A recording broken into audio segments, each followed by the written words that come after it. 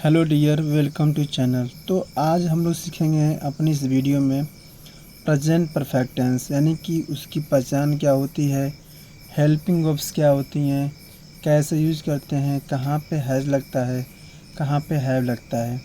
तो स्टूडेंट की जो प्रॉब्लम होती है वो मेन थीम होता है पहचान।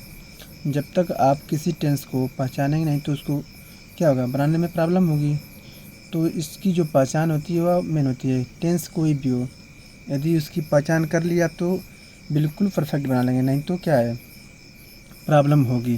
तो देखते हैं, शुरू करते हैं। यहाँ पे लिखा है पहचान, यानी कि जिस वाक्य के अंत में चुका है, चुकी है, चुके हैं, या है, ई है, ये है, दा है, दी है, दे हैं इत्यादि शब्द आते हैं। अब यहाँ पे लिखा है यदि, रूल है पहला, यदि कर्ता के रूप में ही, सी, इट कहाँ प्रयोग करते हैं, जब किसी नॉन लिविंग थिंग्स के बारे में एज सब्जेक्ट के रूप में जब हम कुछ भी इट करते हैं तो हम लोग इट का प्रयोग करते हैं। तथा किसी का नाम हो, जिला हो, गांव हो, क्या कोई किसी का नाम हो, आदमी औरत कुछ भी का नाम हो, तो वहाँ पे उसके साथ सहायक क्रिया के रूप में हैज़ का प्रयोग करते हैं। यदि कर्ता के रूप में आई आए, दे आए, वी आए, यू आए तथा प्लूरल प्रोनाउंस, यानी कि जैसे कि पीपुल हो गया, पी यू, पीपुल हो गया, पुलिस हो गया, ये सब क्या है, ये हमारे पास अब प्लूरल प्रोनाउंस हैं, यानी कि ऐसे नाउंस और प्रोनाउन जो क्या हो, प्लूरल हो, तो उनके साथ सहायक क्रिया के रूप में हैव का प्रयोग करते हैं। लेकिन इस टेंस में हम लोग क्या करते हैं, मेन वर्ब की थर्ड फॉर्म, यानी कि जैसे कि कोई लिखा है, मान लीजिए यहाँ पे वर्ड दिया है गो, ये हमारा फर्स्ट फॉर्म है। WNT वेंट, ये हमारा सेकेंड फॉर्म है। और गान क्या है, थर्ड फॉर्म है। एक और फॉर्म आती है जिसका नाम है फोर्थ फॉर्म, उससे कहते हैं गोइंग या गो या गोज मान लीजिए।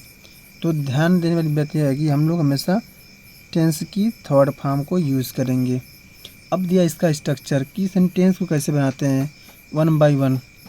सबसे पहले सेंटेंस में चेक करेंगे कि सब्जेक्ट क्या है, यानी कर्ता।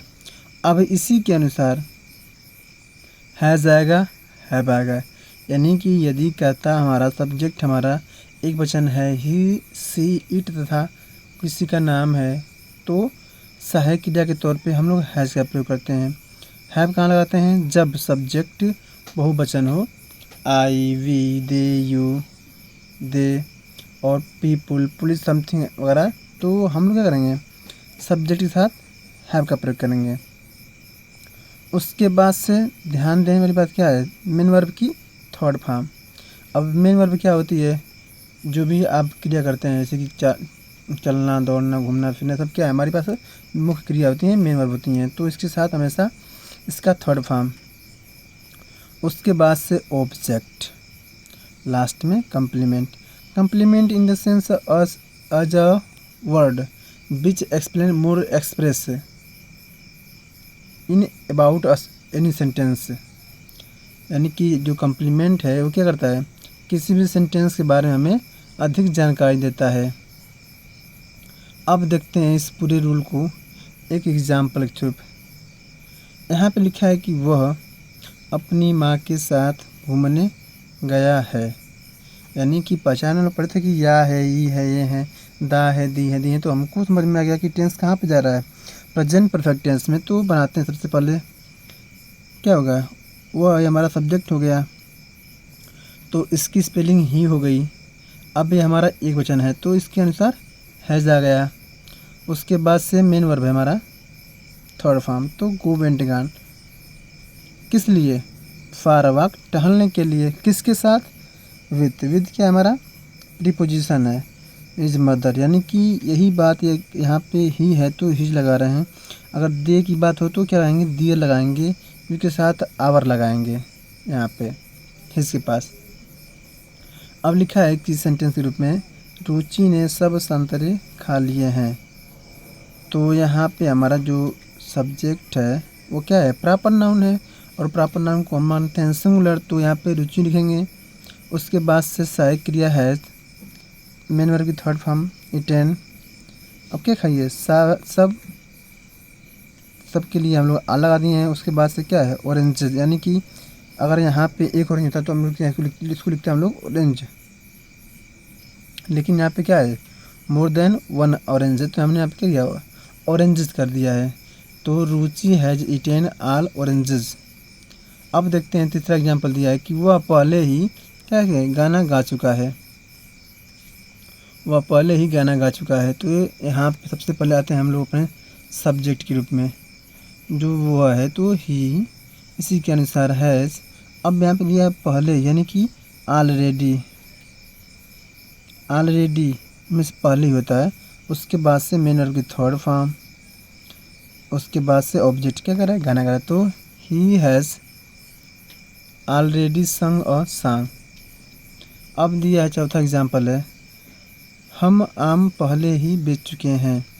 तो वी हमारा हो गया सब्जेक्ट, और बी मतलब क्या है मोर देन वन पीपल, 2 हैं 3 हैं 4 हैं समथिंग है, तो इसके साथ सहायक क्रिया हैव। उसके बाद से ऑलरेडी, उसके बाद से मेन वर्ब की थर्ड फॉर्म सोल्ड, उसके बाद से ऑब्जेक्ट यानी कि मैंगोज। यहाँ पे क्या है अमुक संख्या है, एक से अधिक है, तो मैंगोज हम लोग कर दिए हैं। अब देखते हैं अगला एग्जाम्पल, वह नदी में स्नान कर चुका है। सबसे ध्यान देने वाली बात यह है कि सब्जेक्ट, उसके अनुसार हमारी हेल्पिंग वर्ब हैज़। अब मेन वर्ब की थर्ड फॉर्म बाथड। अब कहाँ स्नान किया है, नदी में, तो इन हमारा लग गया प्रीपोजिशन, द रिवर हमारा ऑब्जेक्ट हो गया।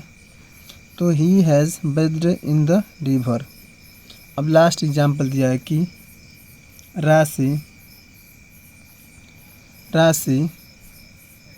अपनी माँ के साथ सो चुकी है, यानी कि यहाँ पे सब्जेक्ट कौन है राशि, तो राशि की स्पेलिंग लिखेंगे सबसे पहले। अब उसके अनुसार सहायक क्रिया, और राशि क्या है प्रापन नाउन, तो सहायक क्रिया हैज़। अब मेन वर्ब की थर्ड फॉर्म, उसके बाद किसके साथ माँ के साथ, तो विथ हर मदर। अब ध्यान देने की बात यहाँ की, अब राशि क्या है फीमेल है, तो इसके लिए हम लोग हर का यूज़ किए हैं 25-21 के रूप में। किसके साथ, माँ के साथ, तो राशि was slapped with her mother. तो इस वीडियो में हमने देखा है कि प्रेजेंट परफेक्ट टेंस के सेंटेंसेस को कैसे पहचानते हैं, और उसमें हेल्पिंग वर्ब सहायक क्रिया कैसे लगाते हैं। तो इस वीडियो में हम लोग इस सब चीज़ों को सीखा है, और वीडियो को लास्ट तक ज़रूर देखें और अपना फीडबैक भी ज़रूर दें। Thank you.